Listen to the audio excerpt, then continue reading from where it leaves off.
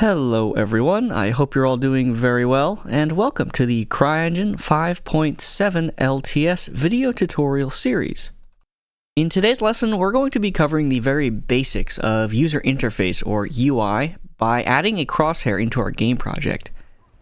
When you first hear the word crosshair, or even just looking at the word crosshair, it would be really unsurprising if the first kind of game that popped into your head was a shooting game.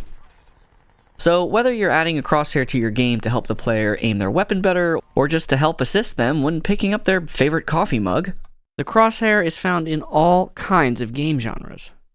To be sure we are all on the same page about what software we're going to use today throughout this tutorial, we are going to use Cryengine 5.7 LTS. Oh my god, I love Cryengine! Yeah, me too, Steve. We're also going to use Adobe Animate. Any version since its release will work just fine. And we will also be using a plain text editor as well. Any plain text editor you prefer works just fine, but for this tutorial I'm going to be using Notepad++.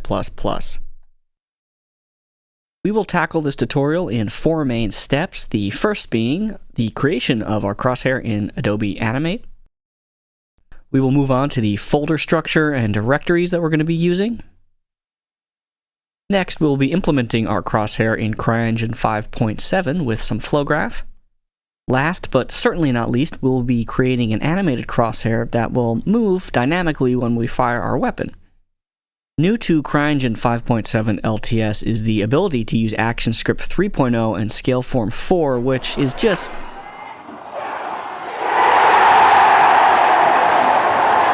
Before we open up Adobe Animate, we want to make sure that we have an existing Cryengine project to work in. If you'd like and already have a game project that you want to add a crosshair to, you can follow along and do that, but if this is your first time adding any kind of UI element to a project, I recommend that you use one of the templates that come with Cryengine. I'll be using the third-person shooter template. We want to give our project a name, and we also want to open it up in Cryengine, and by doing so, this is going to generate all of the required folder directories that we're going to end up saving our assets into. To start making our crosshair, let's open up Adobe Animate and create a new project. For the frame rate, we're going to go with 30 frames a second, which is standard for anything game UI related. For the platform type, we're going to go with ActionScript 3.0. Up top here, we have our resolution settings, and this will depend quite a bit depending on what your Cryengine resolution settings are for your game or what kind of UI element you're making. So, for example, if you wanted to do a blood splatter or binoculars or something that covered your whole screen, you'd want to match your settings here with the output resolution in your Cryengine project. But since we're doing a crosshair, which is a really tiny element, we really only need about 100 by 100 pixels should give us enough room to work with. And this might seem a little small, but since this is a vector-based image and it won't be rastered until much later on in the process when you export the game, there won't be any pixelation or a loss of resolution if we decide to make it even bigger in Cryengine. No matter what resolution you decide is best suited for your game project and for your crosshair, just make sure and promise me this, you will not end that number in an odd number, because bad things do tend to happen. Misalignment, corruption, black holes... Just even numbers only, even Stevens, alright? Got that? Perfect. So with these settings, we're going to create the project, and we have our blank canvas in Adobe Animate. The first thing we want to do is make some quality of life adjustments. So if we go to the top and go to View, go down to Snapping and select Snap to Grid. This will help aid us in designing our crosshair. It'll help make everything symmetrical, and, you know, it'll make it a real snap. Why am I like this? Why... Now let's go to View, go down to Grid, and select Show Grid. Now we have a grid on our canvas, and this won't render out in our final crosshair. This is just to help aid us in the grid snapping. We also have a lot of tools that we can make our crosshair with. I'm going to use the rectangle tool for this crosshair. I'm going to go down and select a fill color. We also have a stroke color, but adding a stroke color to the rectangle tool is what will give it an outline, and I don't want an outline on our crosshair, so I'm going to change the alpha as well, and this is essentially the opacity. So if it's at 0, it'll be invisible. If it's at 100, it'll be totally solid, not see-through. So I'm going to do 70 because I think it's a perfect middle ground between having some transparency, but still being a pretty solid crosshair. With the green color selected, I'm going to start drawing this crosshair. With the selection tool, I'm going to drag over the rectangle and highlight it. With that rectangle highlighted, I'm going to hit Control C to copy it and then hit Control V to paste it. I'm going to drag this down to the bottom. You can start to see how this is coming together as a crosshair. If I copy and paste a third rectangle and go to Modify, go down to Transform, and then rotate it 90 degrees, I now have a right side of my crosshair. I'm just going to copy and paste this already rotated rectangle and move it to the left side. I'm just going to turn the grid off to get a better idea of what this will look like in the game. Oh, and we're developers and we like to be organized, so I'm going to name this layer Crosshair. And with that, I mean, I don't know about you, but this is definitely looking like a crosshair to me. There's one more thing we need to do before we can save and export this, and that is to turn off HTML wrapping. So if we go to File and we go down to Publish Settings, we'll see that there is a checkbox with HTML wrapping. We want to uncheck that, make sure that is not checked, because what this will do if it is checked is export a HTML file alongside our exported crosshair. It just becomes dead weight in our folders. We don't need this file for any reason at all. Cryengine doesn't need this file for any reason at all. Oh, hold on. Oh, okay. Well, I just heard back from your mom. She doesn't need it either, so we can just hit OK, and that will save these settings. Now we're going to export our crosshair as a .swf or a SWF file. To do this, go to File, go down to Export, Export Movie. First, we want to give this a name, so let's name it crosshair.swf. Where we save this is also going to be really important. So it's going to be a folder directory that's located within our Cryengine projects folder. Specifically, it's going to be the project that you want to add the crosshair to. So in my case, it was Crosshair Tutorial. That was the name that I gave the project we're using. And if we go into the Crosshair Tutorial folders, we're going to go to Assets. We'll open that and we'll see Libs. And within libs, this folder directory will grow as your project grows. There's going to be 4 folders here in the template by default, but we want to go ahead and right-click in here and make a new folder, and we're going to name this UI. Once we've created the UI folder, let's open up that folder, and inside the UI folder, we'll right-click again and create another folder, and we're going to name this Flash Assets. This Flash Assets folder is where we will both export our crosshair.swf, and we also want to make sure that we save our project. So exporting and saving are 2 different things. We want to export our SWF, but we also want to save our Adobe Animate file here so that if we want to modify our crosshair, we can just open this up and export the new updated crosshair. Now that our crosshair.swf has been exported into the Flash Assets folder, we just want to convert that to a file format that is well optimized for Cryengine. And that file format is a .gfx, or graphics. Now, there's a lot of tools out there that claim they will be able to convert a .swf to a .gfx, and you should probably steer clear from all of them for obvious reasons. And fortunately for us, that tool actually comes with Cryengine. So if we navigate to the main directory of Cryengine itself and go to the Tools folder, and go down to GFX Export folder, we will see inside a CryScaleForm 4 folder. Open that up, and you will find the Exporter tool. Before we use the tool, right-click on GFX Export 1 and create a shortcut. Place the shortcut in the Flash Assets folder. Now, this will save you a bunch of time in the process, especially when you're making a lot of UI assets and they're coming out hot. You just want to make sure that you have that shortcut there so the conversion can be made as quickly as possible and you don't waste time navigating to this tools folder all the time. Once that GFX Export 1.exe shortcut is in the Flash Assets folder, right-click and open the properties of it. And in the target line, add -I $DDS. This will ensure that when you're converting your SWF to GFX, that the image within it is a DDS. So this is the best format for gaming. It is really calibrated for real-time rendering. It's faster. And sure, BMPs and TIFFs work, but the DDS is just the best optimized for what we're trying to do. So with our shortcut appended with this DDS line, click OK. And now we're just going to drag and drop the crosshair.swf right on top of this shortcut. And this will spit out an immediate crosshair.gfx right into the Flash Assets folder. It's so quick. GFX? More like GFlex. Hold on. What was that? Pack my things? Yeah. Oh, no, I understand. With our crosshair.gfx made, we're going to drag that from our Flash Assets folder into our UI folder. So let's check out our UI folder. We have our crosshair.gfx in here. We want to make one more folder in here. So if we right-click and we do new folder, and we're going to name this UI Elements. So let's go into this UI Elements folder, and within this UI Elements folder, we're going to right-click and create a new text document, and we'll name this Crosshair just to be organized. This doesn't need to be the same name as your GFX, but again, when you have a lot of UI elements, it's nice to keep it tidy. So let's open up this text document, and these are the lines that you are going to want to add. Our first line in this document is the UI Elements line.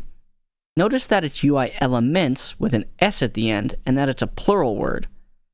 The name that we give it will be used as element identification in Flowgraph and in C++, so whatever category you want the UI element to fall under, you give it a broad name. So it can be map, it can be HUD, it can be anything that you plan on making more than one element for. And while the top line is UI Elements and signifies the category, the UI element, singular, no S at the end, is going to be the name of the specific element that we're referring to. In this XML, we'll do UI element name Crosshair. The third line, we have our GFX line, and this is going to be really important because, well, they're all important, but in this GFX line, the name of the file in the quotations needs to be EXACT exactly as it is in the UI folder. That's down to the capitalization. So don't be afraid to copy and paste the name of the GFX if it's a really complex name, especially later on when you have a bunch of different UI elements. You're going to want to make sure this is correct. For our fourth line, we have the constraints opening. Within the constraints, we have our alignment mode. The alignment mode that we have set for our crosshair is going to be dynamic, and this just gives us more options if we want to move our crosshair around in Cryengine, in Flowgraph. There are other alignment modes that you can set things to. For example, you can type out full screen in this line, and if you have a cutscene or a blood splatter or something you want to display on your full screen, the purpose of this XML is to do what XMLs do best, and that's as a data retrieval vehicle. This XML will act as the bridge or the glue that binds our crosshair.gfx with Cryengine. It will tell Cryengine, oh hey, there's a GFX here, let's load it in. Oh, it's also got a name. Oh, and there's also constraints that go with it. So this is a bunch of data that will be fed into Cryengine and will help Cryengine understand the purpose, the function, the meaning. In other words, this XML is an instruction manual that Cryengine will read and say, oh, okay, there's a GFX here and this is what it does. Now get to work. We have a V-align and an H-align, and those just stand for vertical and horizontal alignment. We can set those both to center, which will make our crosshair start right in the middle of our screen. And again, we can adjust the position in Cryengine, but that's good for now. It'll just be right in the middle. And we'll go ahead and close out everything else. So we have a closing constraints, we have a closing GFX line, closing UI element, closing UI elements. Before you save, make sure you double check this XML for any errors. Really common errors that I may or may not be totally guilty of are not closing lines out. I'll just have two opening lines, or I will have the GFX file name incorrect, or I will be eating, pizza and a piece of pepperoni will land on my keyboard and will place a comma somewhere that I didn't see until it's way too late.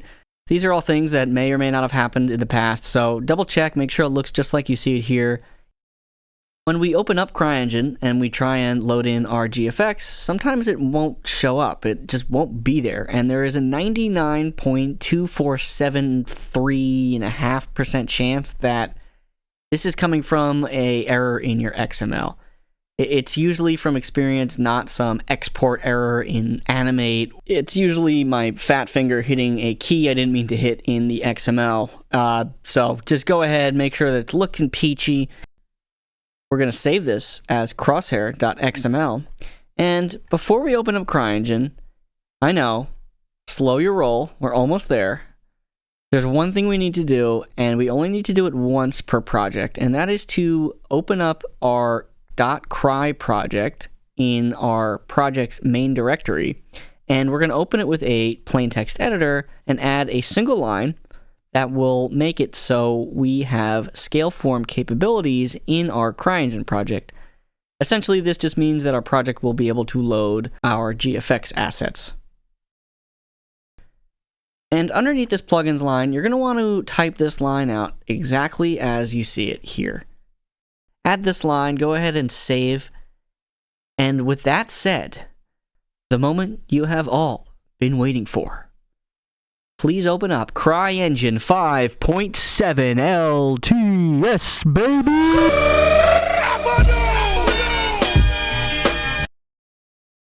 Alright, so our Crosshair tutorial Cry project is now open, and we're going to start adding our Crosshair. To do this, we're going to drag in an empty entity into our project. Now, this entity doesn't have any physical properties. If you drag it in and you don't see anything, your helpers are turned off, so hit Control-H as the hotkey, and in the top right, there's this little H. It looks like a helipad. We are going to build our Crosshair off of this entity, so we'll right-click it and do Create Flow Graph. We'll name this Flow Graph Flow HUD. Now, within the fresh new canvas of our flow graph, we will right-click and add the infamous Start node.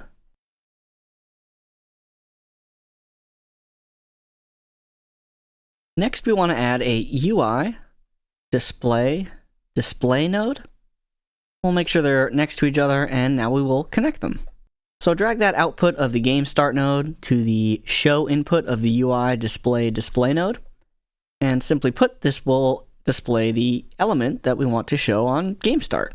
And I wonder what element that is that we want to show. If we double click element, and we'll see these little two dots that will appear, or you can go to the top right of the flow graph window and properties and select the two dots next to element there.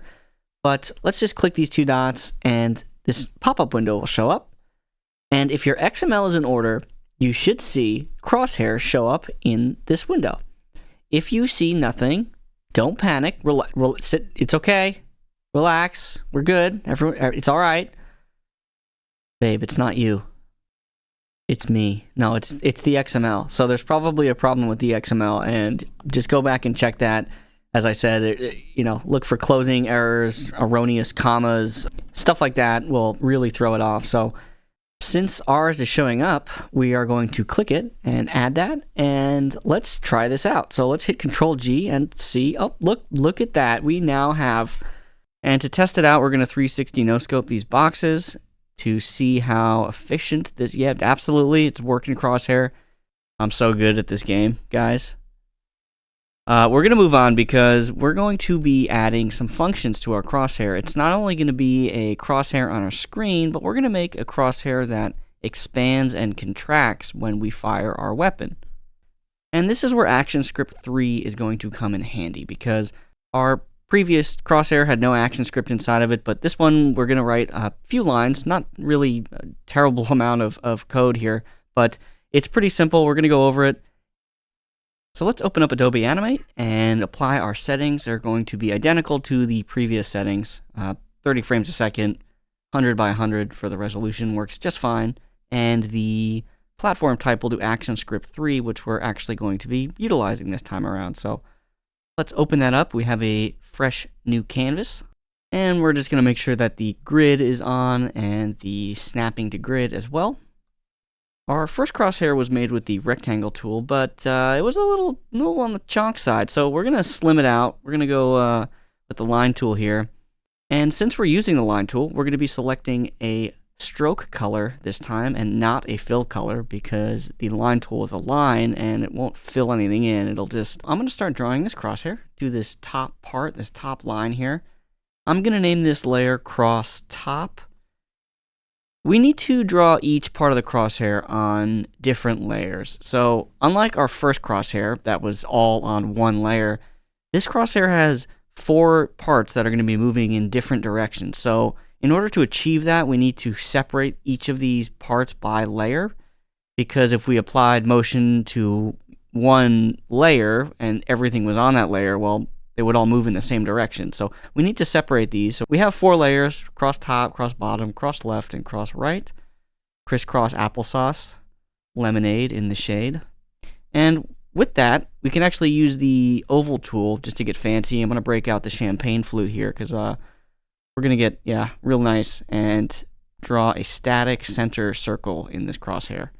Just for, spice it up a little bit. Dude, why am I like this? Let's start adding some motion. So we have to add motion 1 layer at a time. We're going to start with the top layer here. With the selection tool, we're going to highlight this top part and right-click it and do convert to symbol. And we'll just give it a name. Doesn't matter. So cross top obviously makes sense. And for the type, we want to select graphic. I believe by default it might be movie clip in Adobe Animate. Just make sure that is graphic. Once we convert it to a symbol, we're going to want to start adding some motion. So let's do frame 15. I think frame 15 is a good little spot. It gives us, it's a quick animation, but, the crosshair isn't going to be a feature-length film here. So frame 15 on the cross top layer, you right-click it and select Insert Frame, not Insert Keyframe. Insert Frame on frame 15 in cross top, and if you hold the Shift key, click the first frame, it's going to select all of the layers in between frame 1 and 15. With that, it'll turn this light blue color, right-click and insert motion tween. If done correctly, it'll turn the frames between 1 and 15 on the cross top layer a nice golden pomace color, or French fry, or whatever you call it where you're from.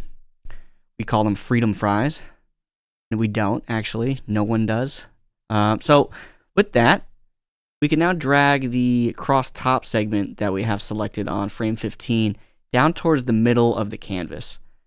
And if we drag back and forth on the timeline between these frames, we'll see that this just creates motion. This creates a nice smooth motion thanks to our motion tween. So between the 2 frames, we have a tween that has between the tween. Somebody help. We're just going to replicate this process for each of these layers. We convert it to a symbol. We make sure that it's set to graphic as the type. On the 15th frame, just right-click and insert frame. Hold the Shift key and select the frames between 1 and 15 and insert a motion tween. And then on the 15th frame, just kind of bring that in towards the middle. And just repeat that for the right and the left. And essentially, you'll have, by the end of this, a crosshair that is just looking really nice. It's really smooth. It's hypnotic to slide back and forth on the timeline. It looks like it should be in the, background or like on a big screen at an electronic concert.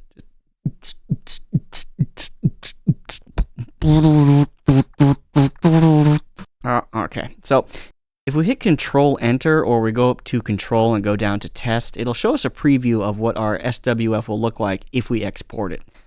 As you can see, this is not good because it just keeps pulsating like a quasar, and we need to stop that.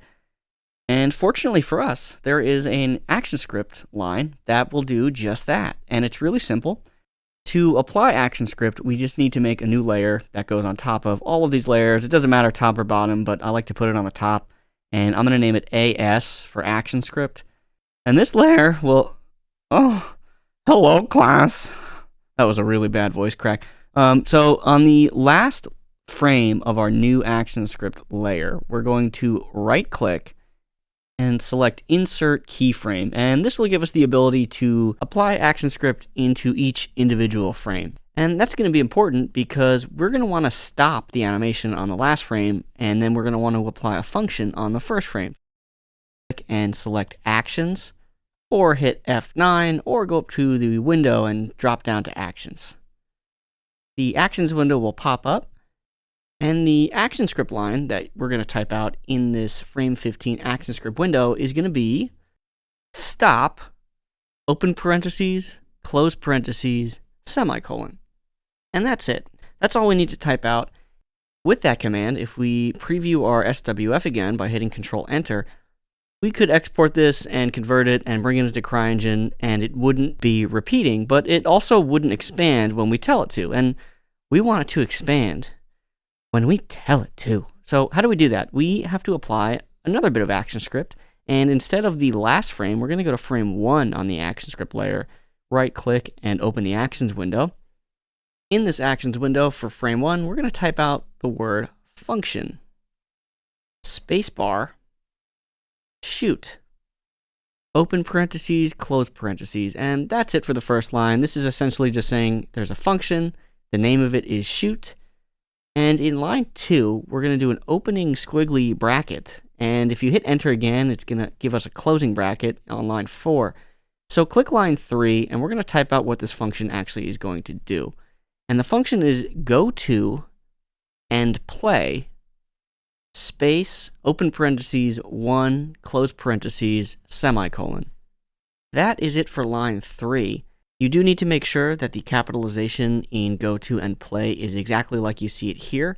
What is go to and play actually doing? Well, it's a function that when told it will go to and play at a specified frame. In this case, we've specified frame 1, the first frame.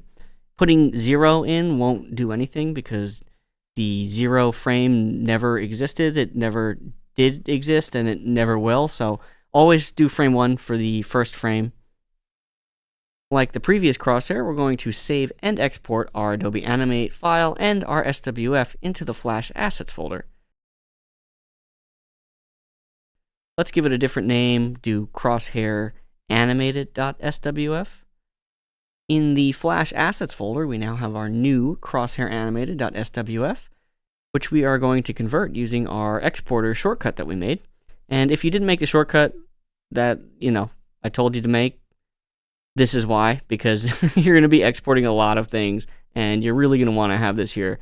When you get into the flow of this and you're making a UI and you're doing a ton of UI elements, it's really nice to have this in this folder. So give our Crosshair Animated.swf the old converteroo, and it's going to spit out our Crosshair Animated.gfx,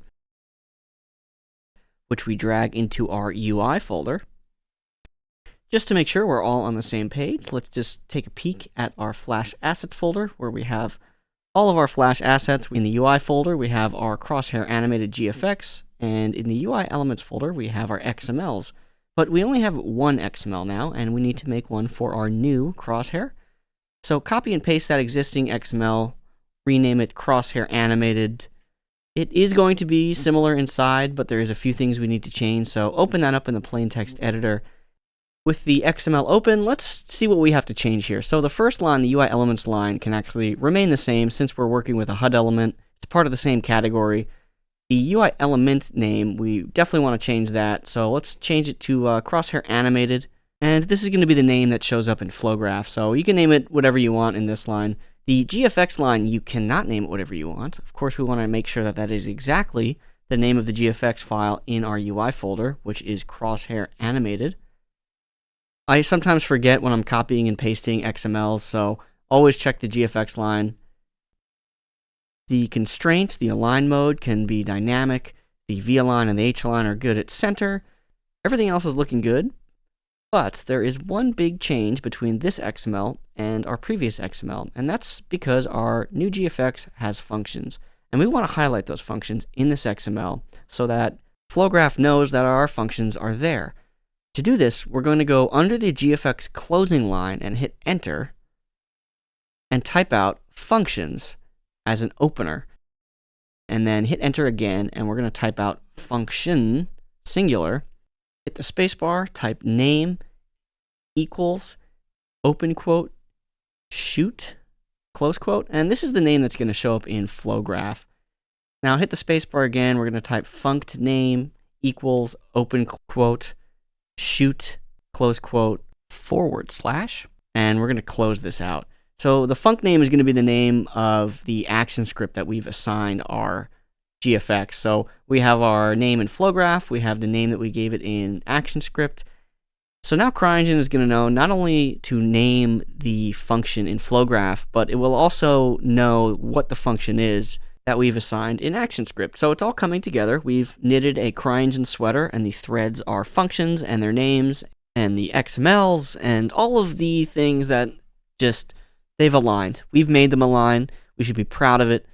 So without further ado, let's open up Cryengine 5.7 LTS, and let's get animated. Oh my god. So here we are back in our existing Cryengine project. The very first thing we want to do is open up the flow graph that we used for our first Crosshair. And in the UI display node, we want to go into Element and select our new Crosshair. So Crosshair Animated should show up when we select Element.